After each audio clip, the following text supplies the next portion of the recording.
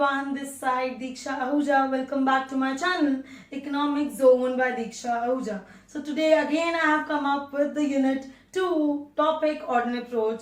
As we have done the assumptions, we did the assumptions of indifference curve analysis.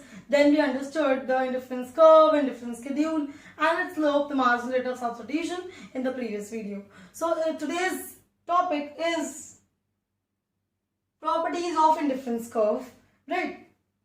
As we understood that indifference curve looks like this, it is convex to region. So we need to know that what are the properties embedded in indifference curve.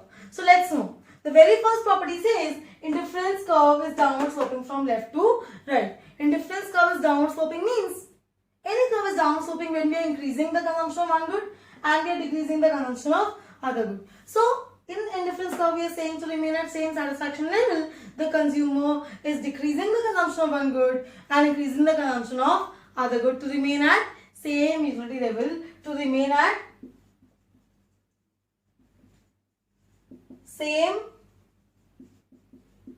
utility level, right? The consumer is sacrificing some units of y to obtain units of x, and this inverse relation is showing that downward sloping curve, that is indifference curve. Now the second property says indifference curve is convex to origin. Why we say that indifference curve is convex to origin? You should know a convex shape looks like this. This is a convex shape, and you should know concave also. This is a concave shape. So how indifference curve looks like? Indifference curve looks like this. So why we are saying that indifference curve is convex to origin?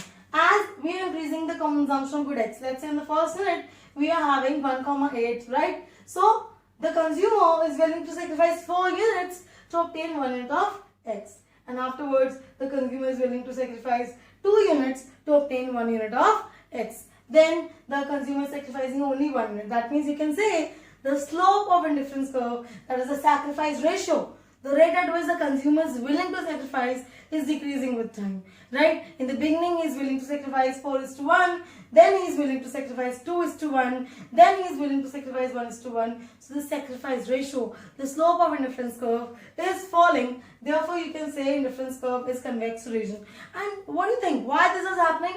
That MRS is falling. In the beginning he is willing to sacrifice 4 and afterwards lesser and lesser. He is willing to sacrifice lesser and lesser because of law of diminishing marginal utility. So let's do the third one. The third property of indifference curve says higher the indifference curve represents higher satisfaction. That means lighter the indifference curve, more quantity and more satisfaction.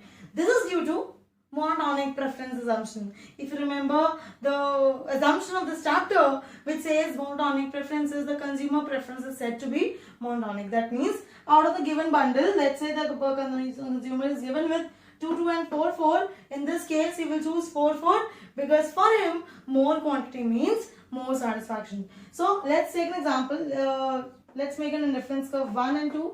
And indifference curve 1 is providing me the bundle 2, 2, that is bundle A, right? And indifference 2 is providing me the bundle 4, 4, that means bundle B. So according to the monotonic preferences, which bundle you will choose? You will choose 4, 4 bundle. That means the consumer will choose higher indifference curve because higher indifference curve represents more quantity of both the goods because of monotonic preferences. Higher the indifference curve, more happy the consumer is. So let's move to the next property, that is the fourth one, that two indifference curve never intersect each other. दो indifference curve कभी भी intersect नहीं करते हैं. Let's explain this property by taking a contradiction, right? What contradiction we are taking? Let us assume that two indifference curve intersect each other. Assume कर लेते हैं कि two indifference curve are intersecting each other. So I have intersected at point B. So let's know. Just see that all the points on one indifference curve A, B, C, D give me same level of satisfaction. So point A and point B will give me same level of satisfaction as they are on IC1. Similarly, B and C are on IC2, so both will give me same level of satisfaction. And afterwards, if we will get to know, this implies if A is similar to B and B is similar to C, so indirectly I can say that A and C both are giving me same level of satisfaction. So think about, is it true or not? Let's check. which is the higher indifference curve? I see 2. So accordingly, according to monotonic preference, C should give me more satisfaction than A. So is it true? Tell me. Is A is indifferent to C? No, A is not indifferent to C. So this is a contradiction. We conclude that two indifference curves never intersect each other. Right? One thing I need to tell you in property, that do this indifference curve touch any of the axes?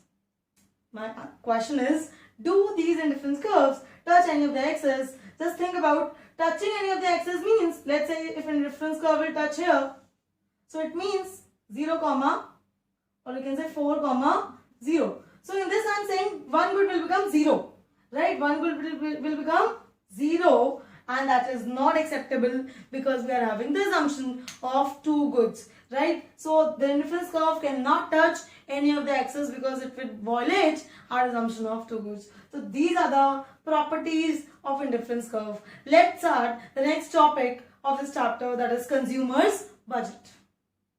In this consumer budget, we will understand how the income and prices of the goods and services affects the consumer's budget.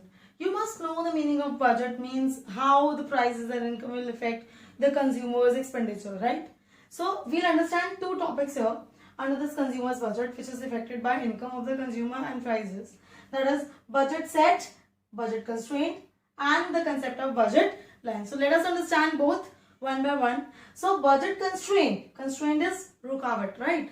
Budget set or budget constraint means all those possible combinations of two goods which the consumer can afford to bring, right? Let's say the consumer income is 100, right? And if he is purchasing two commodities, let's say cold drink and chips. So how many cold drinks and how many chips total he will be able to buy with his given income, that is 100, let's say, right? So what can be the constraint, what can be the budget set equation, right? Px into Qx, the answer just see clearly. Px into Qx, that means expenditure on X commodity, because we have assumed there are two goods, good X and good Y, right? Good X and good Y. So the consumer spending his entire income on two goods. So this is the expenditure on X, Px into Qx, plus this is the expenditure on Y. That is, this is my total expenditure. Let's say I have spent 90 rupees instead of 100. So definitely it is in my budget because my income is 100 and I have spent the expenditure of 90 rupees. Definitely. Let's say the total of the expenditure is coming out to be 110. So is it affordable?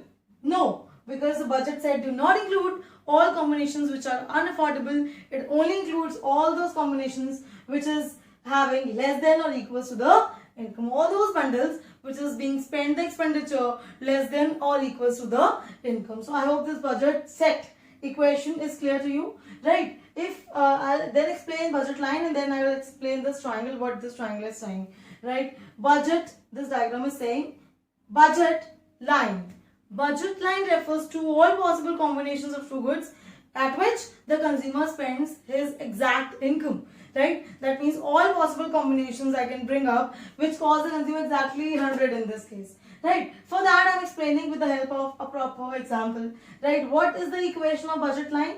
Budget line equation says Px into Qx plus Py into Qy, that is total expenditure, should be exactly his income, should be equal to the income. So this is the equation of budget line. You should make it on your tips that the equation of budget line is Px into Qx plus Py into Qy is equals to M. So let us take our example.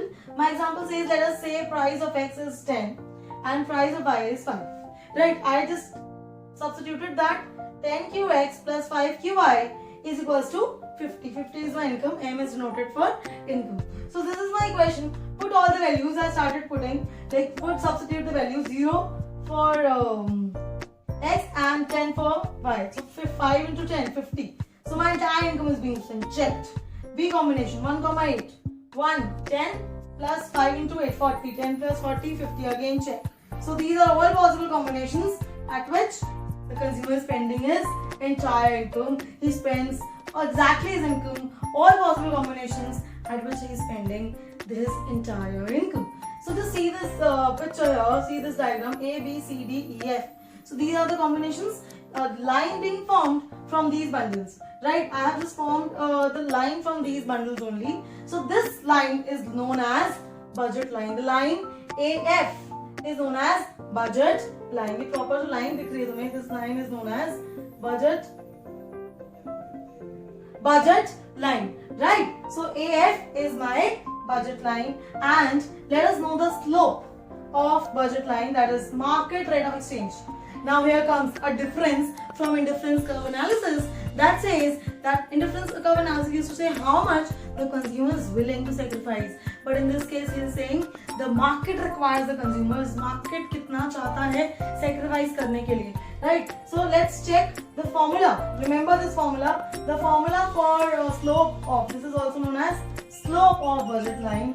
Slope of budget line, that is Px upon Py. So in this case 10 upon 5 is 2:1. So slope is constant as budget line is straight line. Budget line is straight line because the slope is constant. Slope क्या है? Constant, that's why the budget line is straight line, right? So this is the example of budget line. Now we need to understand that what this triangle is showing. This entire triangle is my budget set. Triangle AOF is my budget set. Let's take a point G. Let's say ये bundle है कुछ, you can say 2,2. Let's take this bundle as 2,2. So this 2,2 bundle is affordable. Let's check. 10 into 220 plus 5 into 2, 10, 30. Definitely it is affordable. So all possible combinations under this line are affordable. So this entire set, entire triangle is known as budget set. Achha, what about this point outside the budget line? Which is outside the budget line. Is it affordable? No, as we know that we are not taking all the bundles which are out of the income, which the consumer cannot afford. So this H point is unaffordable. So I hope this concept of budget line and budget set is clear to you. My next topic is the shifts in budget line. Let's understand the shifts in budget line. So budget line shift because of income and prices. So let's know all the 4 diagrams here. So shift in budget line can be due to change in income, can be change in due to prices. So if the income rises, you can buy more of both the goods, isn't it? If good X is on X axis and good Y on Y axis.